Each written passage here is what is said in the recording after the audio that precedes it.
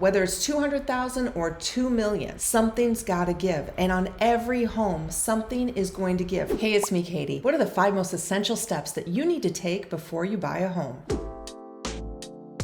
All right, before I begin, I want to make sure that you like and subscribe to my channel. I've got a lot of great content that comes out on a weekly basis, and I want to make sure that you do not miss it. If you are a homeowner, if you are a buyer, if you are a seller, or even if you are an agent. So what are the 5 most essential steps that you need to take before you buy a home? All right, first things first, you need to make sure your finances in order. You need to make sure that you understand how much you can afford. What do you need? Do you have a down payment? Many times you're going to have to put a down payment down of 5% to normally 20%. Yes, do you have 20% down? I don't care if you can afford $1 million home. If you don't have $200,000 in cash to put down for a 20% down, your payments could be very, very high. So you want to make sure that you have typically a 20% down payment. Now, can you buy a home without a 20% down payment? Yes, you can. However, you are going to be hit with PMI, which is an insurance for people who are putting less than 20% down, and it will raise the amount of money that you are going to be spending on a monthly basis. You want to make sure that you're checking with your mortgage broker if you are not going to be putting 20% down on the idea that you may be paying more monthly. In addition, your rates may go up. Okay, number 2, let's make sure you know what are your must-haves. And I love talking to people about this because everybody is a fan of all the stuff on HGTV. And it's so funny because when people come and look at real estate sites, a lot of our pictures don't look like HGTV. The homes that sell do look like HGTV, but there are a lot of homes that go under the radar because their pictures are not good. So you need to make sure you understand what are you looking for, and don't just look at those pictures and decide, I hate this room, I don't like the way this kitchen looks, because you need to open your mind. You need to decide what are the must-haves, because if there is a layout that works for you, then that might be the most important factor in buying a home. If your layout isn't good and your kitchen is super updated, then you're going to have a problem because you really can't change that layout. So I want you to really decide what are your must-haves. I have a phrase that I talk to buyers about, whether it's 200,000 or 2 million, something's got to give. And on every home, something is going to give. What are the non-negotiables for you? You guys need to decide, what do you want in a home? What is a non-negotiable? And what is something that you might be able to live with? Step number 3, go and talk to a lender. Yes, you want to talk to a lender. It's really important you know how much are those monthly payments. So now you've got the down payment for maybe a 20% mortgage. You know what you're looking for in a home. Maybe you know the location and the area. Now you need to see if you are financially capable of applying for that loan and receiving it, because there are a lot of lending laws that you may not know. So just because you have cash laying around, there are a lot of mortgage laws that actually state that if you do not have the correct debt to income ratio, you may not qualify for a mortgage. So I have seen it where I have retirees who have a lot of cash, but they have no current income. They're living off maybe a Social Security or maybe some investments, but they have a lot of cash. They cannot qualify for a mortgage. Yes, I've seen it. So just because you have a lot of cash does not mean that you can qualify for a mortgage. So if you're thinking you need a mortgage, you need to talk to a mortgage lender. This step I'm putting before finding your real estate agent, but if you have a real estate agent, most of your real estate agents have knowledgeable mortgage lenders that they can refer you to. So you definitely can find a lender by talking to your agent. Number 4, you want to make sure you know the location that you want to move to. And I say this because a lot of people say, oh, I want to be in this community, I want to be in this community. And maybe they're out of town, or maybe they're living in the city and they want to move to the suburbs, and they haven't spent a lot of time there. So I really want you to start driving around these neighborhoods. I want you to get immersed. I want you to join the local Facebook groups. I find there to be a lot of great information from local Facebook groups about the community. Now, before you join a group and then you ask for a real estate agent, you will get inundated. That is the funniest thing ever, because you will see agents crawling out of the woodwork if you say, hey, I'm looking for a home in such and such community. Don't necessarily do that, but I want to make sure that you look at the community, you look at the people, you look at the schools. And it's not just going to great schools and finding a school that's a 9 or a 10. There are a lot of variables that go into it. I want you to immerse yourself in the community. I want you to go to the restaurants, go to dinner there, spend some time there, because that's where you're really going to find, is that location for you? Remember, location, location, location. That is going to be something that is a non-negotiable. You cannot pick up your house and move it out of the location. So once you've made that decision and you've bought your home, that's it. So make sure you know that that location and do your research. Number 5, you know what I'm going to say. This is our 5th tip, but it's really, really, really important. You may not think it's important, but it's important, and that is to hire a real estate agent. Now, finding a real estate agent, many people will turn to trusted friends and family for recommendations, and that's really a great way to go. However, different agents can provide different things. So just because you get a recommendation from somebody, you still need to do your due diligence. I will tell you, most buyer agents are not actually interviewed. When I am invited into a listing, I'm usually up against 2 or 3 agents, and we are competing against each other. As buyers, they don't necessarily interview agents. They don't talk to them about their system and their process. I want to make sure that if you are moving and you are looking for an agent, you interview that agent. Find out how much they work. Do they have a team? Because if they don't have a team and they're the only ones who are showing homes, what if they go out of town and your home comes on the market while they're out of town? Are you going to be able to get into a home? That's a really important thing that you should know up front. It's not great when, as a listing agent, I get a call from a buyer saying, oh, I'd love to see your house. I know it just came on the market, but my agent is out of town. You don't want to have that. What are their backup resources? You want to know if the agent knows that community. I will tell you, the best agents for buying a home are agents who live in the community. I will tell you, recently I bought a new home in a neighborhood that I was not super familiar with, and the listing agent was amazing. And she was able to tell me all these great things about the community. Now, because I'm an agent, I represented myself, but I used the listing agents to then tell me she actually lived in the community where we were purchasing. And that goes a long way because they know the little details, they know the ins and outs. And so if you need a resource or a reference for a flooring person or a painting person, that agent can help you because they are boots on the ground. When you have an agent who is working all over, who may not live in that community or know that community, it is a little more difficult. And we find that a lot in Chicago when we're working in the suburbs and somebody from the city is using a city agent. And that agent is just not as aware of the community and the little details in the restaurants and things like that. Yes, they can confidently help you write a contract and purchase a home, but they may not be the best consultant for you. So you want to make sure that you talk to an agent early in the process, interview them, and then you want to make sure that you get set up on a search for homes. In addition, there is something called the private network where we are. There are a lot of ways that you can get listings that are not in the public market. However, these listings really have to be accessed by an agent who sends them to you. If you are not set up in some type of a private network search, you need to talk to your agent immediately and get that done, because you may be missing out on houses that they do not want to go on the market, or it's a way of you buying a house before it hits the market with multiple offers. So make sure you're talking to that agent. That is one of the reasons you do want to connect with an agent earlier rather than later. So there you have it, my 5 essential tips that you need to know before you buy a home. I can help any of you actually anywhere in the whole country. I want to be your real estate consultant for life, whether you're a buyer, seller, or even an agent who wants to reach out and talk to me. I love talking about real estate, and I will help you no matter where you are. My phone number and my direct text are right below here. You can shoot me a text and we can talk and chat about your market, and I can set you up on a search for a home in any area in the country. So thanks for watching. I hope this has been helpful. Please make sure you like and subscribe. I know this is kind of a favor to me that if you've actually watched this video all the way through, please go down there, click the like, click the subscribe button. It helps our videos get more traction, which gets us out there. If you believe that this video has helped you a little bit, I want to make sure that this gets out to everybody out there. Thanks for watching, and as I always say, if you know, you know.